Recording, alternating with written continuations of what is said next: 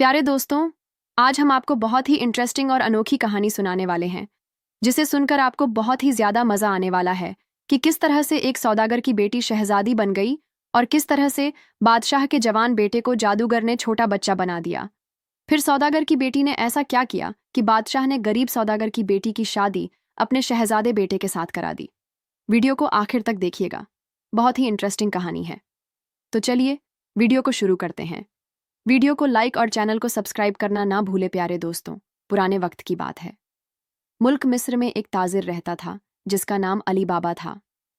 अली बाबा हीरों और मोतियों की तिजारत किया करता था और दूर दूर के मुल्कों में उसका माल जाता था और बड़े बड़े मुल्कों के बादशाह, शहजादे और बड़े बड़े अमीर लोग उसके ग्राहक थे।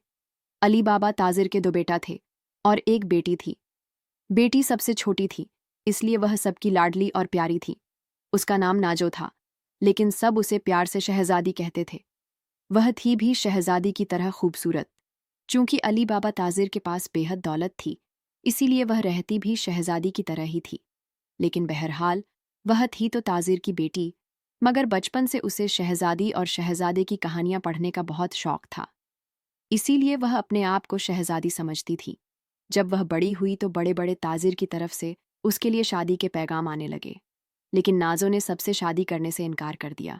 उसका कहना था कि वह शहजादी है, इसलिए वह किसी शहजादे से शादी करेगी। उसके भाइयों और बाप ने उसे बेहद समझाया, लेकिन नाजो अपनी जिद की पक्की थी। उसने किसी की भी बात ना मानी। नाजो की माँ की। नाजो के बचपन में ही मौत हो चुकी थी। अब नाजो अपने भाइयों के रहमो करम पर थी। उसके सब भाइयों की शादियां हो चुकी थीं और वह सब अपने अपने घरों में खुश थे, जबकि नाजो नौकरों के साथ अपने बाप के घर में अकेली रहती थी। उसके भाइयों ने उसे अपने पास रहने के लिए कहा, लेकिन नाजो ने इनकार कर दिया। उसकी जिद्दी तबीयत की वजह से आहिस्ता आहिस्ता सब उससे परेशान हो गए।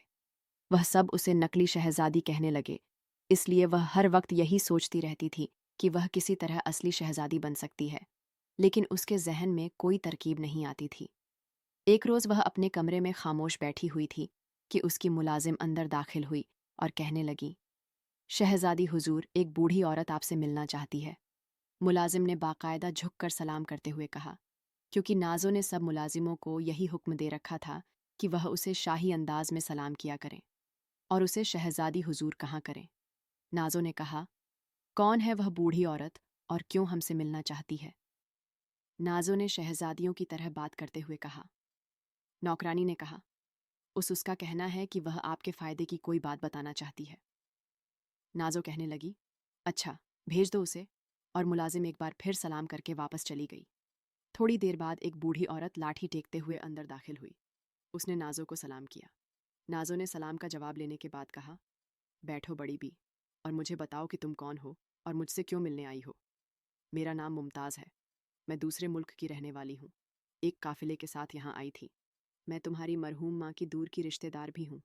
तुम्हारे बड़े भाई के घर ठहरी हुई हूँ, क्योंकि वह एक बार तुम्हारी माँ के साथ हमारे घर आया था। मेरे बेटे भी मोतियों और हीरों की तिजारत करते हैं। हम भी खानदानी ताजिर हैं। मुझे यहाँ आकर तुम्हारे मुतालिक मालूम हुआ कि तुम्हें शहजादी बनने का शौक है, तो मैं तुमसे मिलने आ गई। नाजो कहने लगी, अगर आप मेरी माँ के रिश्तेदार हैं तो फिर आप मेरी बुजुर्ग हुई। मुझे आपकी आमद से बहुत खुशी हुई। आप जब तक यहाँ रहे, मेरे पास ही ठहरे, मैं यहाँ अकेली रहती हूँ। बूढ़ी औरत बहुत खुश हुई और कहने लगी, बेटी, मैं तुम्हें एक बात बताना चाहती हूँ। अगर तुम हिम्मत करो तो तुम नकली के बजाय असली शहजादी भी बन सकती हो, और तुम्हारी शादी एक खूबसूरत और बहादुर शहजादे से हो सकती है, जो वली अहद भी है, इसलिए वह बादशाह भी बन जाएगा। इस तरह तुम शहजादी के बाद मल्लिका भी बन सकती हो। बूढ़ी औरत की बातें सुनकर नाजो बहुत खुश हुई और बोली, वह कैसे बूढ़ी? अम्मा, मुझे बताओ कि यह सब कुछ कैसे हो सकता है बेटी। तुम्हारे मुल्क मिस्र से कई हजार दूर पर एक और मुल्क है, जिसे मुल्क शाम कहते हैं। छोटा सा मुल्क है, बहुत खूबसूरत और खुशहाल। वहाँ के लोग भी बहुत बहादुर, खुशहाल और अच्छे हैं। वहाँ के बादशाह की कोई औलाद नहीं, अलबत्ता उसके भाई का एक बेटा है, जिसका नाम शहजादा जानदार है। बादशाह का भाई जवानी में ही फौत हो गया था, इसलिए बादशाह ने शहजादा जानदार को पाला और उसे वली अहद बना दिया। लेकिन आज से 2 साल पहले की एक बार वह अपने साथियों के साथ जंगल में शिकार करता हुआ फिर रहा था कि वहां से एक जादूगर भी गुजरा। उस जादूगर ने शहजादे के शिकार को उससे जबरदस्ती छीनना चाहा। उस पर शहजादे ने उसे मना किया तो जादूगर को गुस्सा आ गया। उसने जादू के जोर से शहजादे को नौजवान से बच्चा बना दिया और फिर अपने एक खास परिंदे को हुक्म दिया कि वह शहजादे को उठाकर किसी वीराने में फेंक आए। चुनांचे वह परिंदा जो सब्ज रंग का था और जिसकी दुम किसी अजूबे की जैसी थी, शहजादे को अपने परों पर बिठाकर ले गया और उसने शहजादे को बहुत दूर वीराने में ले जाकर फेंक दिया और जादूगर के चक्कर लगाता हुआ वहां से गायब हो गया। शहजादे के साथी बेचारे रोते पीटते वापस आए तो बादशाह बहुत परेशान हुआ। उसने फौरन शाही जादूगर को बुलाकर उससे पूछा तो शाही जादूगर ने हिसाब करके बताया कि इस जादूगर का नाम असद जादूगर है। उसके गले में हर वक्त एक इंसानी खोपड़ी लटकी रहती है और वह अपने सर पर एक सांप को लपेटकर उसकी पगड़ी बनाकर पहनता है। वह बहुत ताकतवर जादूगर है, इस कदर ताकतवर कि मुल्क ए शाम का शहंशाह इसकी साया से भी डरता है। ऐसा जादूगर काले पहाड़ों के अंदर एक शानदार महल में बादशाहों की तरह रहता है। सब्ज परिंदा इसका खास परिंदा है, जिसे वह आज़ाद परिंदा कहता है। असल में यह परिंदा एक बड़ा ताकतवर राजा है, जिसे असद जादूगर ने परिंदे की शक्ल दे दी है। यह परिंदा फूंक मारकर चट्टानों को अपनी जगह से हिला देता है। शाही जादूगर ने बताया कि इस परिंदे ने शहजादे को मुल्क चीन के वीराने में जाकर फेंका है और शहजादा वहां एक घर में मौजूद है। यह सुनकर बादशाह ने फौरन सिपाहियों का एक तेज रफ्तार दस्ता मुल्क चीन की तरफ रवाना कर दिया। मुल्क चीन से ज्यादा बस कुछ ही दूरी पर वह जगह मौजूद है। चुनांचे सिपाही मुसलसल सफर करते हुए आखिरकार यह 3 रोज बाद इन वीरान में पहुंच गया, जहां शहजादा जानदार एक घर में छुपा हुआ था। शहजादे ने जब अपने साथियों को पहचान लिया तो वह उनके साथ अपने मुल्क में वापस आ गया। फिर बादशाह ने इस जादूगर के खात्मे और शहजादे के ठीक होने के लिए शाही जादूगर को दोबारा हिसाब करने के लिए कहा।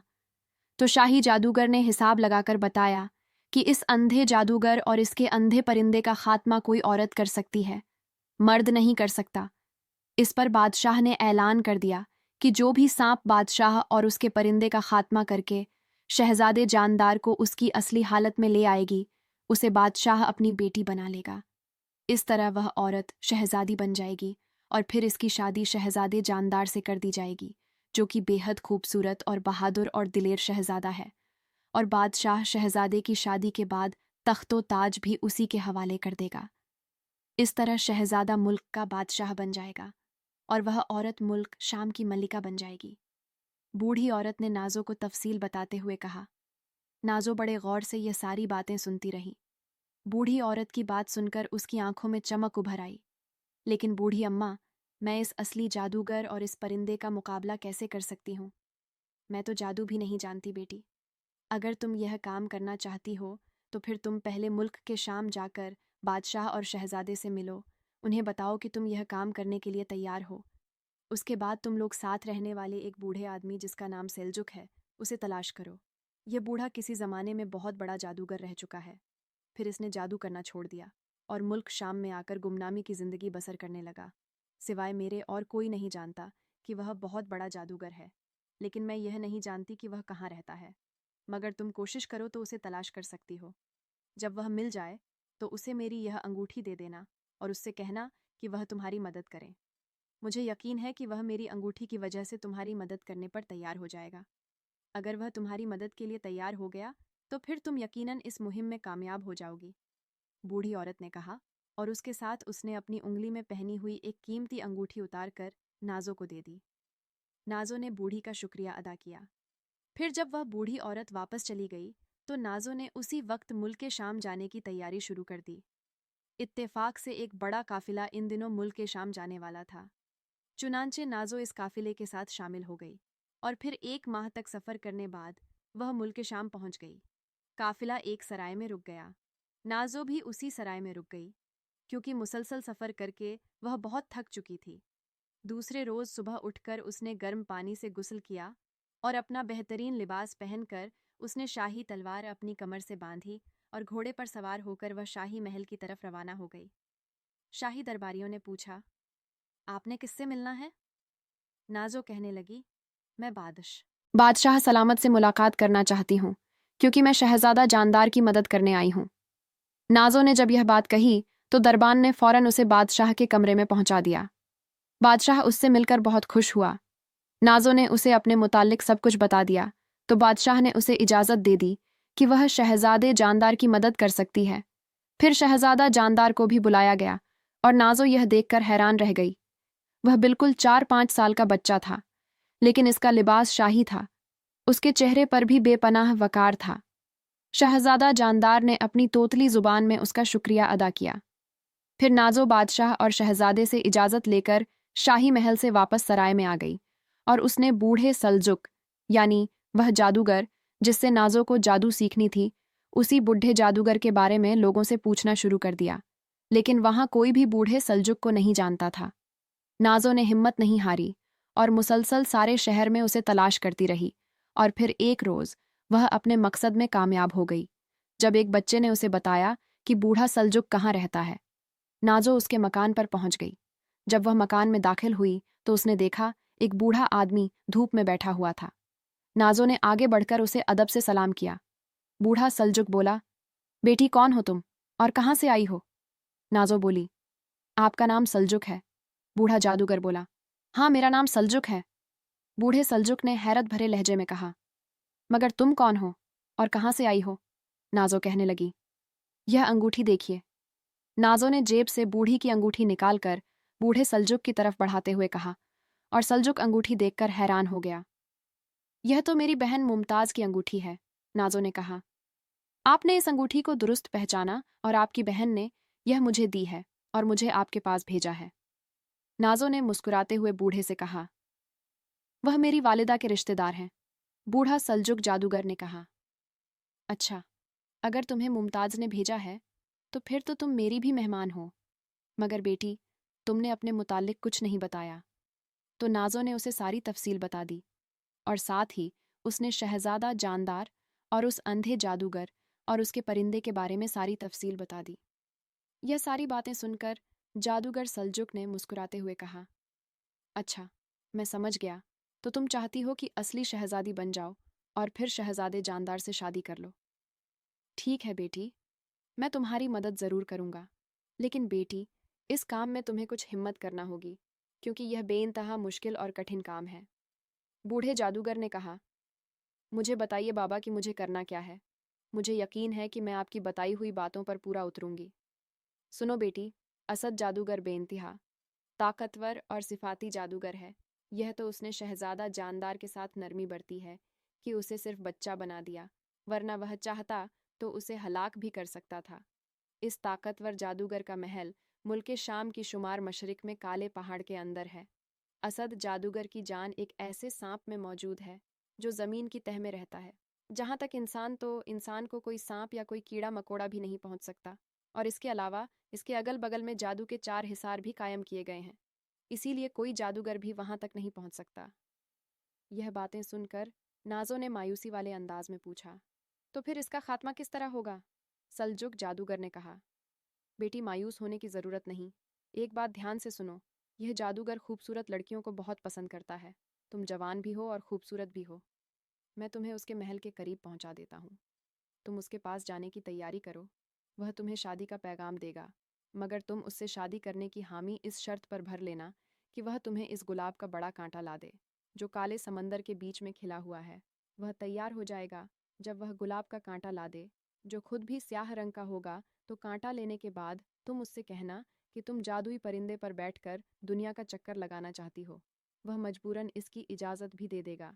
जैसे ही तुम इस परिंदे पर बैठो, तुम उसके सिर पर मौजूद कलंगी के अंदर स्याह कांटा चुभोना।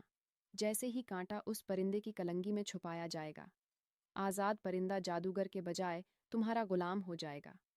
तुम उसे हुक्म देना कि वह तुम्हें नीले पहाड़ों के पीछे रहने वाले नीले जिन्न के पास ले जाए। मैं तुम्हें एक अंगूठी दूंगा। तुम यह अंगूठी इस नीले जिन्न को दे देना। नीला जिन्न तुम्हारी मदद करेगा और आइंदा जो कुछ भी तुमने करना हो वह तुम्हें नीला जिन्न ही बताएगा। बूढ़े जादूगर सल्जुक ने नाजो को सारी तफसील बता दी। नाजो ने कहा, ठीक है बाबा, मैं तैयार हूँ। तो सल्जुक ने अपनी उंगली से एक अंगूठी उतारी और उसे नाजो की तरफ बढ़। जादूगर सल्जुक ने नाजो से अंगूठी देते हुए कहा, एक बात और भी बता दूं कि मेरी अंगूठी की मौजूदगी में असद जादूगर जादू की मदद से यह नहीं जान पाएगा कि तुम किस मकसद के लिए काम कर रही हो, इसलिए फिक्र करने की कोई ज़रूरत नहीं। यह बात सुनकर नाजो बहुत ही खुश हो गई और जादूगर सलजुक से कहने लगी, बहुत शुक्रिया बाबा। मुझे बस यही चीज़ का खतरा था कि कहीं वह जादूगर जादू की मदद से मेरे मुतालिक यह ना मालूम कर ले कि मैं किस मकसद के लिए आई हूँ। अब मैं पूरी तरह मुतमिन हूँ। जादूगर सलजुक ने कहा, अच्छा बेटी, अपनी आंखें बंद करो और जब तक मैं ना कहूँ तुमने अपनी आंखें नहीं खोलनी है। सलजुक ने कहा। तो नाजो ने अपनी आंखें बंद कर लीं। दूसरे लम्हे उसे यूं महसूस हुआ जैसे वह तेजी से हवा में उड़ती जा रही हो। इसे अपना जिस्म हल्का फुल्का मालूम होने लगा। ना जाने कितनी देर से यही कैफियत महसूस करती रही। अचानक उसके पैरों तले जमीन का एहसास होने लगा। सलजुक बाबा की आवाज सुनाई दी तो नाजो ने अपनी आंखें खोल दी। आंखें खोल दो बेटी, और पूरी होशियारी से काम करो। दूसरे लम्हे वह यह देखकर हैरान रह गई कि वह स्याह रंग के पहाड़ों के सामने खड़ी है और दूर एक शानदार महल भी नजर आ रहा था। अभी नाजो इधर उधर देख रही थी कि अचानक उसने आसमान पर से साई की आवाज सुनी। उसने ऊपर देखा तो एक बहुत बड़ा परिंदा तेजी से नीचे आता दिखाई दिया। इसने जल्दी से अपने कमर से बंधी हुई तलवार निकाल ली। परिंदा काफी नीचे आ गया और नाजो यह देखकर हैरान रह गई। यह वही ऐसा परिंदा था और इसने अपने पंजों में शहजादा जानदार को भी पकड़ा हुआ था। उसकी दुम मिसाइल की तरह हवा में लहरा रही थी और उसके पैर बहुत बड़े बड़े थे। इतने में नाजो के कानों में आवाज गूंजने लगी कि यह तुम्हें धोखा दिया जा रहा है नाजो।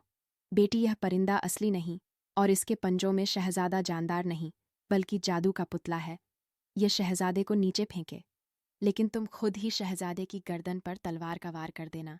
इस तरह जादूगर समझ जाएगा कि तुम शहजादा जानदार की खातिर यहाँ नहीं आई, क्योंकि उसे भी इल्म है कि बादशाह ने इसके बारे में ऐलान कर रखा है। सलजुक बाबा की आवाज नाजो के कानों में गूंजी और नाजो ने तलवार को ऊपर उठा लिया। शहजादा जानदार को उठाए परिंदा अब काफी नीचे आ गया। शहजादा जानदार वाकई जीता जागता बच्चा नजर आ रहा था। नाजो ने तलवार वाला हाथ ऊपर उठाया। उसी लम्हे परिंदे ने दहशतनाक आवाज निकालते हुए शहजादा जानदार को नीचे फेंक दिया। शहजादा नीचे गिरकर इसी तरह उछल कर खड़ा हुआ जैसे इसके जिस्म में हड्डियां मौजूद ही ना हो। इसने मदद मदद पुकारना शुरू कर दिया और नाजो की तरफ भागा। लेकिन दूसरे लम्हे नाजो की तलवार वाला हाथ तेजी से घूमा और शहजादे की गर्दन कटकर एक तरफ जा गिरी। उसके साथ ही एक खौफनाक धमाका हुआ और हर तरफ स्याह रंग का धुआं सा फैल गया।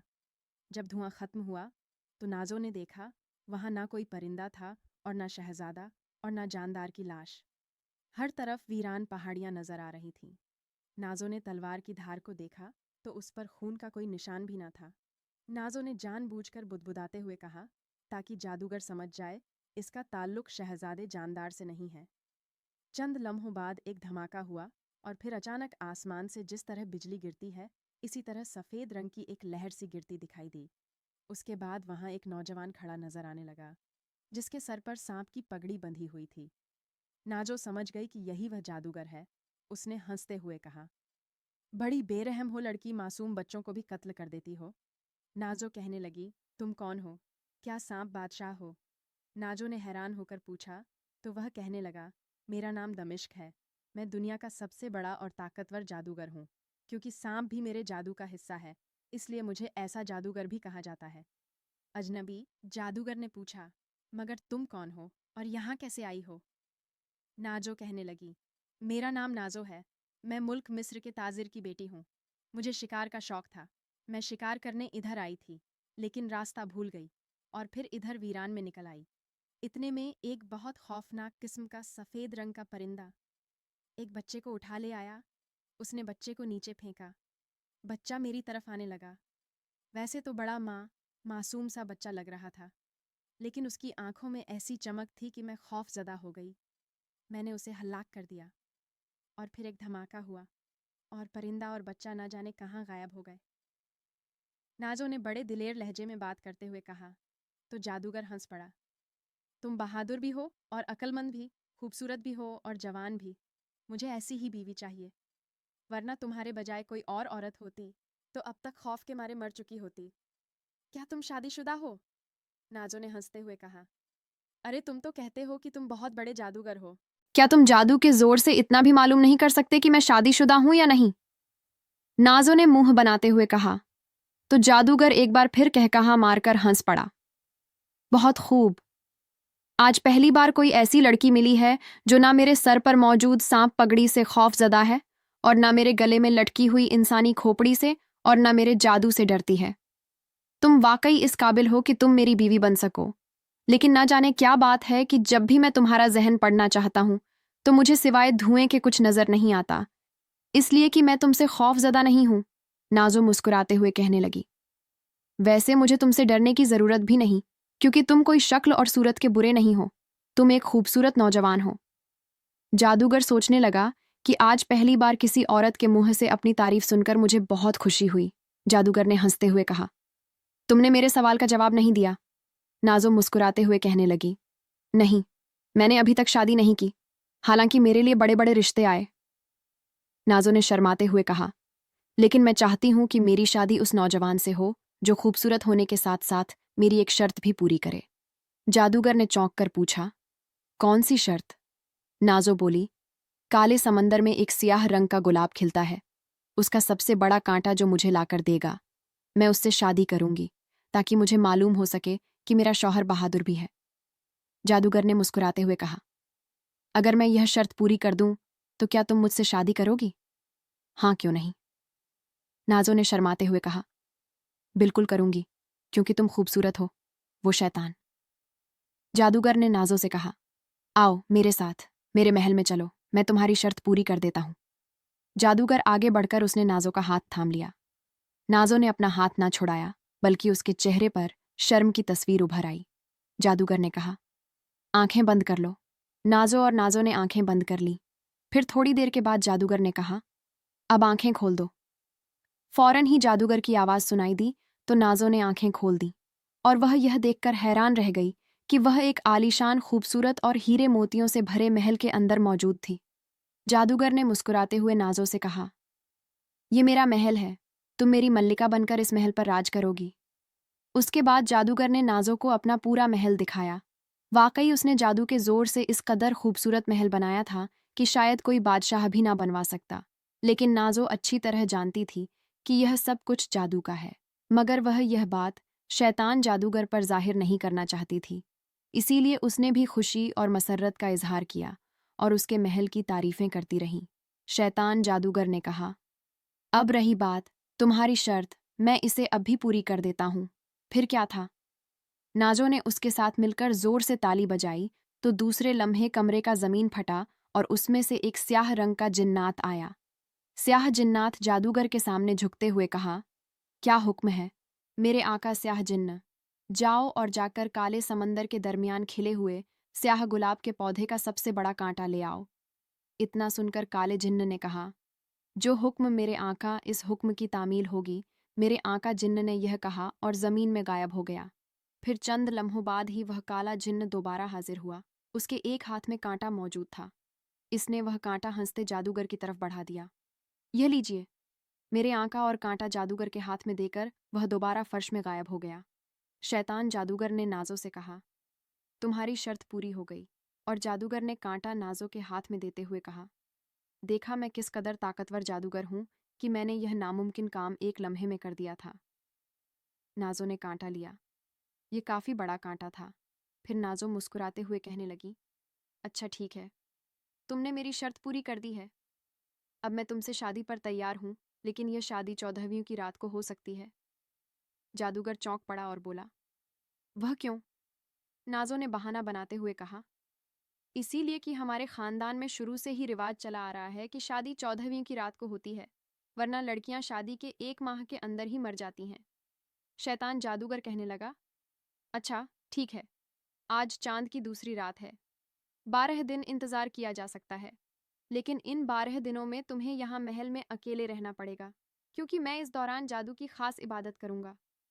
नाजो नाराजगी से कहने लगी, अगर ऐसी बात है तो फिर मैं अकेली रहकर क्या करूंगी? तुम ऐसा करो कि अपने इस परिंदे से हुक्म देकर कहो कि वह मुझे अपनी पीठ पर बिठाकर मुझे पूरी दुनिया की सैर कराए। इस तरह मेरी पूरी दुनिया की सैर की ख्वाहिश भी पूरी हो जाएगी। और मैं इस महल में अकेली रहकर कोफ। जादूगर फौरन ही रजामंद हो गया, क्योंकि उसे मालूम था कि परिंदा इसका गुलाम है। वह नाजो को कहीं भी जाने नहीं देगा और इसकी पूरी पूरी हिफाजत भी करेगा। नाजो ने कहा, तो फिर बुलाओ परिंदे को। अंधे जादूगर ने चौंक कर कहा, इतनी जल्दी जाने की क्या जरूरत है, 2-4 रोज आराम कर लो। नाजो बोली, मुझे दुनिया की सैर करने का बेहद शौक है। आज तो मौका मिला है, इसीलिए मैं कोई लम्हा जाया नहीं करना चाहती। शादी के बाद तो मैं हर वक्त तुम्हारी खिदमत करने में गुजार दूंगी। नाजो ने चिकनी चुपड़ी बातें की तो जादूगर उसकी बातें सुनकर बेहद खुश हुआ। फिर कहने लगा, अच्छा आओ, फिर महल में चलो ताकि मैं अपने परिंदे को बुलाऊं। शैतान जादूगर ने यह कहकर और फिर वह नाजो को हमराह लिए बाहर महल के छत पर आ गया।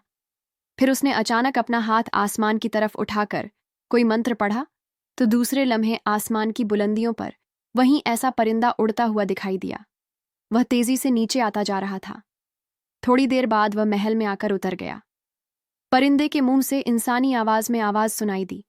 फिर कहने लगा, क्या हुक्म है मेरे आका? शैतान जादूगर कहने लगा, ये नाजो है, मेरी होने वाली बीवी।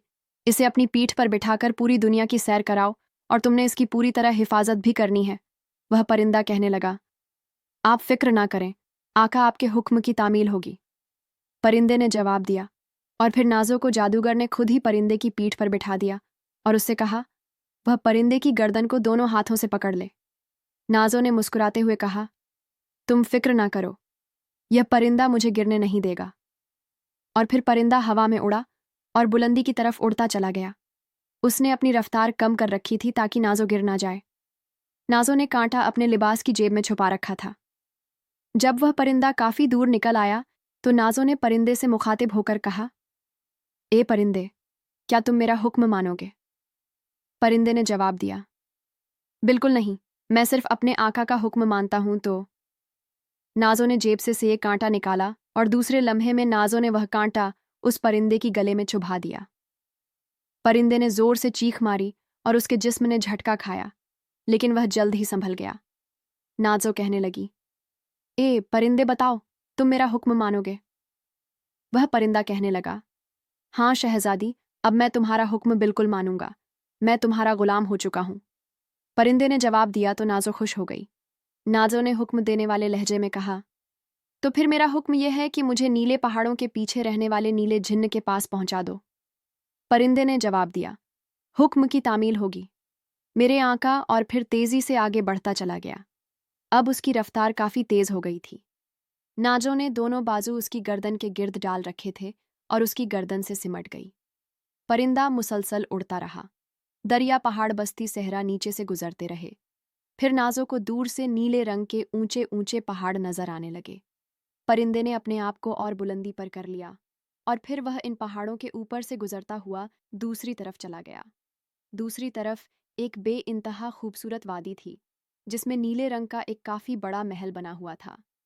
परिंदा इस महल के ऊपर पहुंचा था कि नाजो ने देखा कि महल के वासी सहन में एक नीले रंग का देव खड़ा ऊपर परिंदे को देख रहा था। ये मुझे नीचे नहीं उतरने देगा, क्योंकि यह मेरे पहले मालिक दस्ता का जादूगर दुश्मन है। परिंदे ने नाजो से कहा, तुम नीचे उतरो, मैं खुद उससे बात करती हूँ। नाजो ने परिंदे से कहा तो परिंदा तेजी से उतरने लगा। मेरा नाम नाजो है, मुझे सल्जुक ने तुम्हारे पास भेजा है। ये परिंदा मेरा गुलाम है। नाजो ने चीख कर कहा तो नीला जिन्न तो चौंक पड़ा। उसके चेहरे पर हैरत की सूरत नजर आने लगी। ठीक है, नीचे उतर आओ, जिन्न ने दहाड़ वाली आवाज में कहा।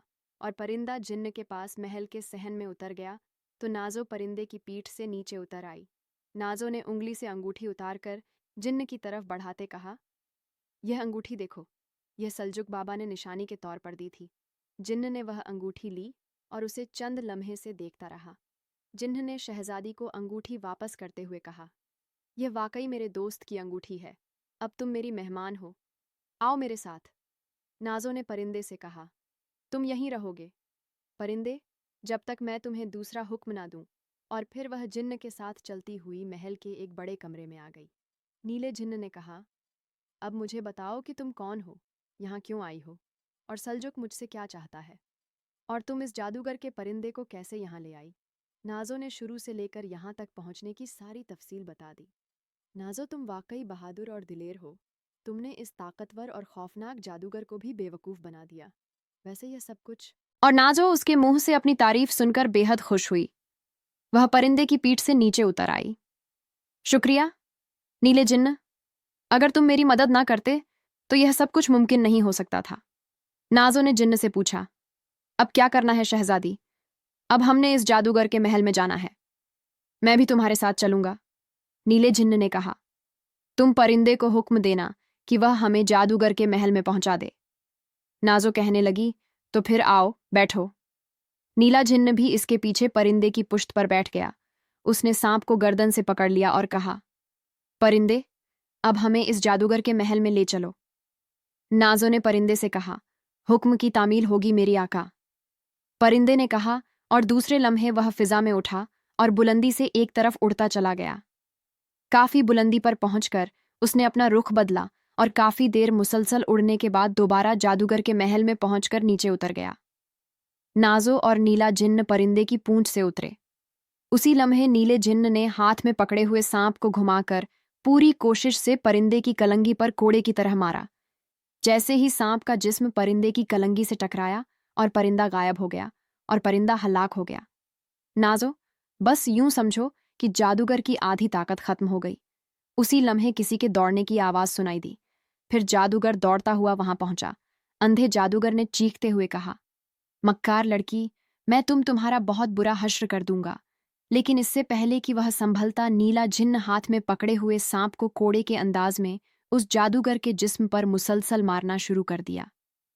शैतान जादूगर इन जुल्मों से बचने के लिए इधर उधर दौड़ता रहा, लेकिन नीला जिन्न उसे संभलने का मौका ही नहीं दे रहा था कि अचानक नीले जिन्न ने झपट कर जादूगर के सर पर पगड़ी की तरह बंधे सांप को सर से पकड़ा और पूरी ताकत से खींच लिया, जबकि जादूगर चीखता हुआ नीचे गिर पड़ा। नीले जिन्न ने नाजो से कहा, अब इसका जादू नहीं चल सकता नाजो, जाओ तलवार निकालकर इसे रोको। लेकिन जादूगर वहां रुकने के बजाय तेजी से भागता हुआ महल के अंदर गायब हो गया। नाजो तलवार निकालकर उसके पीछे दौड़ने लगी। नीले जिन्न ने नाजो से कहा, रुक जाओ, रुक जाओ। नीले जिन्न ने जवाब देते हुए कहा, शैतान जादूगर ने अपनी जान सांप से निकालकर अपने अंदर डाल ली है और एक कमरे में बंद हो गया है। अब जादू के मंत्र पढ़ रहा है ताकि वह यहां से गायब हो जाए। अगर वह हलाक हो जाता है तो यह महल भी गायब हो चुका होता।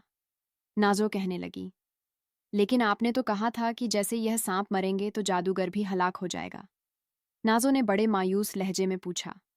जिन्न ने कहा, मेरा ख्याल था कि ऐसा जादूगर मुकाबला करने की कोशिश करेगा, लेकिन उसने मुकाबला करने के बजाय भागने में ही खैर समझी। और जाहिर है, इन हालात में अपनी जान तो सांप में नहीं छोड़ सकता था वह। लेकिन मायूस होने की जरूरत नहीं शहजादी, अब वह हमसे छुपकर कहाँ जा सकेगा। उसका पगड़ी वाला सांप और उसका आधा परिंदा हलाक हो चुका है। हमने उसे उसके महल में शिकस्त खाकर भागने पर मजबूर कर दिया, हालांकि दुनिया का सबसे बड़ा ताकतवर जादूगर है वह। नीले जिन्नात ने नाजो को तसल्ली देते हुए कहा, लेकिन अब वह जादू करके कहीं हमें नुकसान न पहुंचा दे। नहीं शहजादी, अब इसका जादू हम पर नहीं चल सकता। अगर उसका जादू चल सकता तो वह यहाँ आने से पहले ही हमें जादू के जोर पर हलाक कर चुका होता। तुम्हारे पास जो अंगूठी है और मेरे पास बुजुर्ग की दी हुई अंगूठी, अब आओ, अब इसे बाहर निकालें और उसका खात्मा करें। यह कहकर नीला जिन्न नाजो को साथ लेकर महल में घुस गया और फिर उसने हर बंद दरवाजा खोलना शुरू कर दिया। लेकिन पूरे महल में घूमने के बावजूद जादूगर उन्हें कहीं न मिला। नाजो ने ख्याल आते ही कहा, कहीं वह जिन्नात जमीन में न गायब हो गया हो। नाजो ने उसे बताया कि किस तरह से काला जिन्न को बुलाकर उसे स्याह गुलाब का स्याह कांटा मंगवाया था। नीले जिन्न ने कहा, लेकिन स्याह जिन्न तो उसका गुलाम होगा, वह हमारे कहने पर तो बाहर नहीं आएगा। नाजो ने कहा, कोशिश करके देखने में क्या हर्ज है। और नीले जिन्नात जादूगर ने स्याह जिन्न को बुलाया। उसने कमरे में पहुंचकर इसी अंदाज में ताली बजाई जिस अंदाज में जादूगर ने ताली बजाई थी। ताली बजाते ही वहीं स्याह जिन्नात नीले जिन्न और नाजो के सामने आकर झुक गया। नाजो ने हुक्म देने वाले अंदाज में पूछा, जादूगर कहाँ है? वह काला जिन्न कहने लगा, मेरा आका एक सबसे बड़े महल में पहुंच गया है ताकि वहां 40 साल तक इबादत करके एक बार फिर अपनी खत्मशुदा ताकतें दोबारा हासिल करें। नाजो ने काले जिन्न से पूछा, उसे यहाँ किस तरह लाया जा सकता है? स्याह जिन्न ने जवाब दिया। मेरी आंखा, अब यह मुमकिन नहीं, नाजो बोली। कोई तरकीब बताओ, जिन्न कहने लगा। एक तरकीब है, नाजो ने बेचैन लहजे में पूछा। कौन सी तरकीब? लेकिन वह है बहुत मुश्किल। जल्दी बताओ, अगर तुम मेरी आंखा बन जाओ तो सिर्फ मुझ में यह ताकत है। मैं अपने आंखा या जादूगर को जबरदस्ती वहां से ला सकता हूँ, और दुनिया की कोई ताकत उसे यहाँ नहीं ला सकती। मैं तुम्हारी आंखा किस तरह बन सकती हूँ? अगर तुम खंजर से अपनी गर्दन पर जख्म लगाओ, या मुझे इजाजत दो कि मैं जख्म लगाऊं, फिर मुझे अपनी अपनी गर्दन से थोड़ा सा खून पीने दो, मैं तुम्हारा गुलाम बन जाऊंगा। ठीक है, मैं तैयार हूं, नाजो ने कहा और खंजर निकाल लिया। नीला जिन्न, रुक जाओ। नाजों और दूसरे लम्हे उसने झपट कर खंजर ले लिया और स्याह जिन्न को मारना शुरू कर दिया और उसके गोश्त का टुकड़ा काट लिया। नाजो ने हैरान होकर पूछा, ये क्या कर रहे हो? रुक जाओ, नीले जिन्ना ने कहा। जादूगर खुद ही अभी सामने आ जाएगा। और उसी लम्हे वाकई इसके हाथ में लटके हुए स्याह जिन्न का जिस्म बड़ा होने लग गया, और चंद लम्हों बाद स्याह जिन्न की बजाय खुद जादूगर उसके हाथ में लटका हुआ था। नाजो ने नीले जिन्न से कहा, उसके सीने में खंजर मार दो, जल्दी करो। और उसके साथ ही उसने जादूगर के सीना नाजो की तरफ कर दिया। नाजो ने होंठ भींचते हुए पूरी ताकत से हाथ में पकड़ा हुआ खंजर जादूगर के सीने में उतार दिया, और जादूगर के हलक से चीख निकली। फिर वह चंद लम्हे तड़पने के बाद राख हो गया। उसके साथ ही जोरदार धमाका हुआ और हर तरफ धुआं ही धुआं छा गया। थोड़ी देर बाद जब धुआं छंटाई हो चुका था और वहां पर जादूगर की लाश पड़ी हुई थी, नीले जिन्न ने जादूगर के सीने से खंजर निकाला और फिर उसने उसकी गर्दन काट दी। इसका सर उठा लो नाजो, और उसे अपने साथ बादशाह के पास ले जाओ। इसकी गर्दन से टपकता हुआ खून जब तुम शहजादा जानदार के जिस्म पर डालोगी तो वह ठीक हो जाएगा। नाजो ने हैरान होकर पूछा, लेकिन मैं तो ना जाने कितने अरसे में वहां पहुंचूंगी। तब तक क्या इसकी गर्दन से खून निकलता रहेगा? मैं तुम्हें अभी वहां पहुंचा देता हूं। तुम्हारे हाथ में वो की अंगूठी मौजूद है। आंखें बंद करो, लेकिन इस जादूगर के सर को मजबूती से पकड़े रखना। नाजो हैरत से पूछा, लेकिन पहले यह तो बताओ कि तुमने कैसे पहचान लिया कि यह स्याह जिन्न ही असल जादूगर है? नीला जिन्न कहने लगा, इसीलिए कि मुझे मालूम है कि इस जादूगर की खोई हुई ताकतें उसी वक्त बहाल हो सकती हैं जब कोई औरत अपने गले में खंजर चलाए और जादूगर इसके गले से मुंह लगाकर उसका खून पी जाए। जब स्याह जिन यह शर्त लगाई तो मैं समझ गया। काले जिन्न के रूप में खुद जादूगर मौजूद है। वह इसी तरह तुम्हें भी हलाक करना चाहता था और अपनी खोई हुई ताकत बहाल करके मुझे भी हलाक कर देता। नाजो ने उसका शुक्रिया अदा किया और फिर अपनी आंखें बंद कर लीं। उसे यूं महसूस हुआ जैसे उसका जिस्म बेहद हल्का फुल्का हो गया। काफी देर बाद जब उसे अपने कदमों तले एक बार सख्त जमीन का एहसास हुआ तो उसने अपनी आंखें खोल दीं, और दूसरे लम्हे वह यह देखकर हैरान रह गई कि वह मुल्क शाम के शाही महल के सामने खड़ी थी। उसके हाथ में जादूगर का सर था। उसने उसे फौरन ही बादशाह के सामने पेश कर दिया गया। जब बादशाह को मालूम हुआ कि नाजो कामयाब वापस आई है तो वह खुश हो गया। उसने शहजादा जानदार को बुलाया, जो अभी तक बच्चे के रूप में था। नाजो ने हाथ में पकड़े हुए जादूगर के कटे हुए सर से टपकता हुआ खून जैसे ही शहजादा जानदार के सर पर डाला, वह फौरन ही अपने असल रूप में वापस आ गया। बादशाह शहजादे जानदार को असली हालत में देखकर बहुत खुश हुआ, और उसने फौरन ही दरबार में बुला करके वहां पूरे दरबार के सामने नाजो को अपनी बेटी बना लिया और उसके सर पर शहजादियों वाला ताज भी रख दिया। इस तरह नाजो की हसरत पूरी हो गई और वह असल में शहजादी बन गई। फिर उसकी शादी शहजादे जानदार से कर दी गई। इस तरह इसकी हसरत भी पूरी हो गई कि उसकी शादी किसी शहजादे से हो। कई रोज तक जश्न मनाया जाता रहा। शहजादा जानदार भी खुश था कि उसकी शादी एक बहादुर, अक्लमंद और दिलेर लड़की से हो गई। फिर मुल्क के शाम के बादशाह ने नाजो शहजादी के कहने पर उसके तमाम भाइयों और उनकी बीवियों को बुला लिया, और जब इन सबको मालूम हुआ कि नाजो असल में शहजादी बन गई है और उसकी शादी भी शहजादे से हो गई है, तो वह बहुत हैरान भी हुए और बहुत खुश भी हुए। शादी का जश्न कई रोज तक मनाया जाता रहा। बादशाह ने तख्तो ताज भी शहजादा जानदार के हवाले कर दिया। इस तरह शहजादा जानदार बादशाह बन गया और नकली शहजादी नाजो ना सिर्फ असली शहजादी बन गई बल्कि मुल्क शाम की मलिका भी बन गई थी। प्यारे दोस्तों, कहानी अच्छी लगी तो एक लाइक ज़रूर से करें। आप लोग किस शहर से इस वीडियो को देख रहे हैं हमें कमेंट करके ज़रूर बताएं, या किस मुल्क से इस वीडियो को देख रहे हैं। कमेंट बॉक्स में अपना और अपने मुल्क या शहर का नाम ज़रूर लिखें ताकि हमें पता चले कि हमारी वीडियो को कहाँ कहाँ पसंद